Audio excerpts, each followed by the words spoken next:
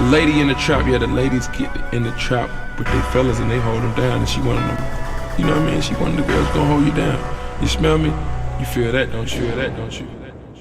In the trap today with me, Sarah Harrison, Kierra Luv. This is someone I met in Atlanta a couple of months ago, and she's now put out a debut mixtape. Finally, we get to see a whole body of work after seeing so much about you, hearing so much about you on the net. How are you doing? I'm doing good. Man, got to keep myself busy during all of this. So, Yeah. honestly, it's been like perfecting my craft and everything.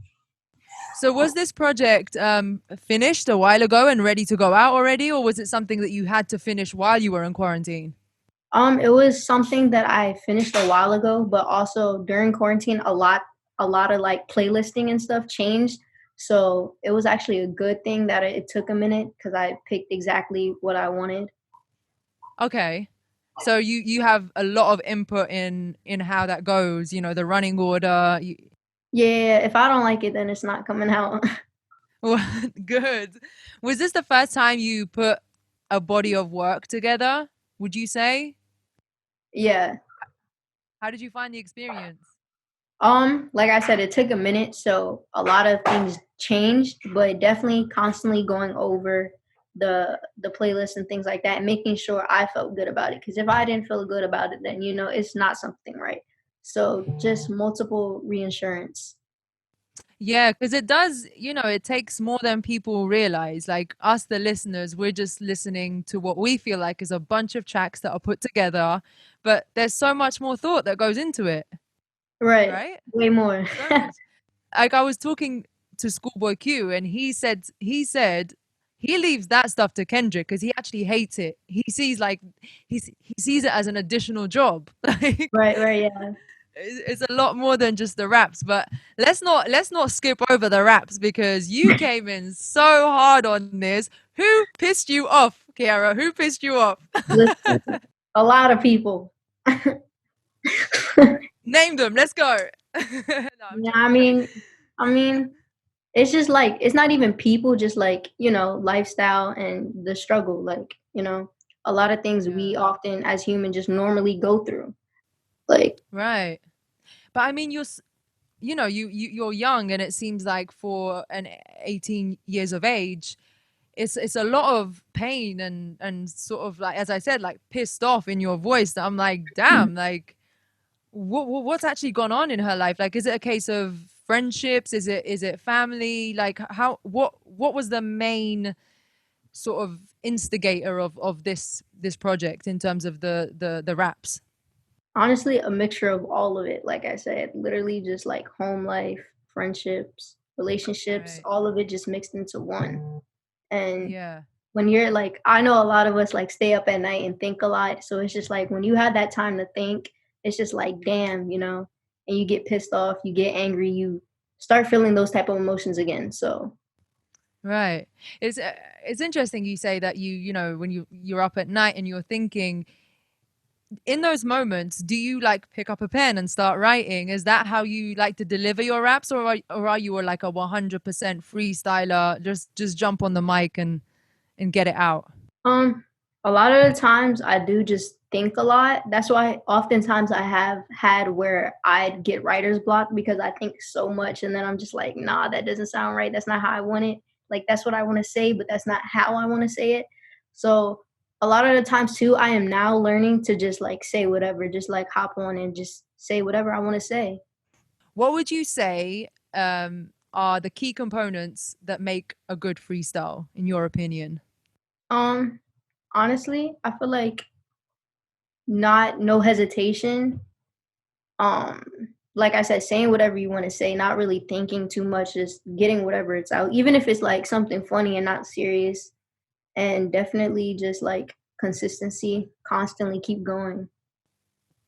So you think so you'd say that there's a practice to it? Would you say that you Definitely, yeah. practiced a lot in your own time? Yeah, like for me right now too, like I don't always like freestyling isn't something I have on lockdown. Like I still, it's always room for improvement. So what kind of MCs would you say that you look up to in that department specifically? You know, someone like Juice, for instance, Juice WRLD was someone that Right. we knew for his songs and his songwriting, but he was such a great freestyler, you Heck know? yeah, he went on for like 3 hours. I watched the whole thing. That's crazy. So definitely Juice, because like I never seen anybody do what he did. Like literally, like for Yeah. 3 hours. That's crazy. Like that shows Yeah. you no hesitation, just literally saying anything off the top. Mm. Definitely Eminem. I feel like he says whatever. He doesn't care. So Eminem's a big one. So with Eminem, was it a case of you going, you know, back in the archives? Because Eminem wasn't really, you know, prominent during probably your growing up years. You know, Mhm. Eminem is kind of like a decade ago when he was flourishing. Was it something that you really had to study then when you felt like, okay, this is my talent, this is my gift. I now need to study some of the greats. Oh yeah, of course. Like I didn't just pop out of nowhere and just like know how to do all these things. Like it was day and night practicing, day and night writing, and day and night understanding how I felt. So Right. once you learn how to read yourself and know how to express these emotions, it becomes easier. Yeah, but it's important that we hear it from you, you know, because a lot of the younger generation think that, for instance, they can just hop on a TikTok and make a 15-second video and feel like they're the greatest living artist, you know? Like Yeah. it takes a lot more than that, right? Of course, but also like I'm glad you said that though. I feel like a lot of times too, like you really don't have to even know how to rap to feel like you're the greatest, to be honest. As long as you could be whatever you want, feel me? Like putting your mind to it. I feel like a lot of us like just respect it more when people are putting more work in. Yeah, exactly.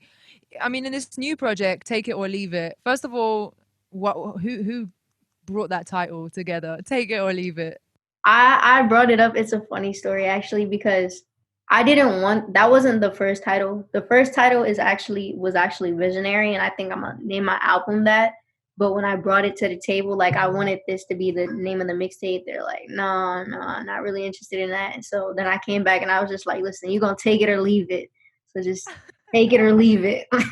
And even too, like even with like besides that point, it's just like with all the listeners, you're either going to take what I'm saying or you're going to leave it. And whether you take it or leave it, I'm still going to flourish regardless. So, Yeah, it definitely resonates. That kind of notion resonates across the whole tape. You're like, that's your vibe. Like that's your yeah, attitude throughout. Take it or leave exactly. it. It's funny. One of my favorite songs, the one with Ian Dior, Runaway. You say in the hook something like, "You changed your number. Don't hit my line. I'm changing it." Right? Yeah. Did you literally have to change your number at some point in your Oh, life? no, I haven't still changed my number, but Oh, I do block people though. So, it's listen, true. Once the don't hit block my line or feature, you're blocked. once they introduce the block feature, it's true. You don't actually need to change your number, do you? Not really. No, you've got the I block. You mean, can block. it depends. It's some crazy people that star 69 and call you and stuff like that. So, Oh, yeah, that's yeah. crazy. How did that song come about? Did you guys record it together? Actually, he was in the house while I was recording it, and it wasn't like I never like shot for a feature or anything. I was just recording it. He was like, "Yo, can I hop on it?" Like that's exactly how I feel, and then it's just like, "Yeah, sure." For me, if you could connect to it, then why not? Yeah, because he is a label mate as well at the end of the day, right? Right. Yeah. Yeah. Have you guys had much time to, you know, do any fun things together as like a label crew, or do you kind of all, you know, meet every once in a while and We all really work, so it's never really like I mean, I feel like work is fun, but we do like meet at shows and things like that sometimes once in a while, but it's just like we all know that how serious we are about everything. So, did you have shows lined up that you had to postpone? no, I haven't had any shows yet because we were waiting for the mixtape, and like during quarantine is when the mixtape had a whole release date and everything like that. So it made it kind of hard. It's actually going to be more of a gift for your fans when you do eventually make it onto Yeah. the stage. Guys, I remember you did a few shows at, was it South by Southwest last year? Yeah. Yeah. How did that feel in front of an audience? It was just like it was good, but it was also like because I feel like I'm so behind the screen with everything, so I haven't been able to really perform and everything. So it was a good feeling and just like, being able to experience that. I think you do have a bit of an alter ego just by me knowing you personally and spending time around you a little bit at the camp, the Earth Girl camp in Atlanta. Yeah. You do stay to yourself. You're a very reserved person, quite shy, but we wouldn't know that from your music. Yeah. When it's time to do something, I know like it's no more time to be shy. Definitely, I had struggled with hooks a lot, so I was kinda, like, insecure about hooks and stuff, so I would have people, like, suggest hooks and, throw me hooks and stuff, but while recording this mixtape, at the end, like I said, when I switched the songs and everything, I actually picked a lot of songs that I did the hooks, so I felt more comfortable, like, I can actually do this, and more confident about it. I was gonna say, like, you definitely nailed the hooks. Yeah, yeah, yeah. I love them, especially like even in the first track. You just go straight in with that hook. I love it. Yeah, yeah, yeah, facts. That was actually, like, the first one where I was just like, "Hey, I can do this hook." Like, I made the hook. I was really proud of it, honestly. I even like the one with Tory Lanez where you really complement each other. Like But in terms of the melodies. Like, did you write that together? no, that's funny because a lot of the songs too with features, I didn't write them together with anybody except for, like, Good Okay. Day. But with Tory, I actually pulled up to a session with him, and I just wanted him to listen to my music. So when he heard it, he heard "Can't Stand It," and he was just, like, in love with it. So it's like, "Yo, just hop on." Amazing. And you're Yeah, already in the process of making the album. yeah, that's in the works. So you've been recording at home. Yeah, I have a home studio, so I've been learning how to engineer as well, which is very difficult. Yes, it is, but it's fire because I mean, this is definitely the time you have to pick it up, right? Right. Yeah, definitely the time.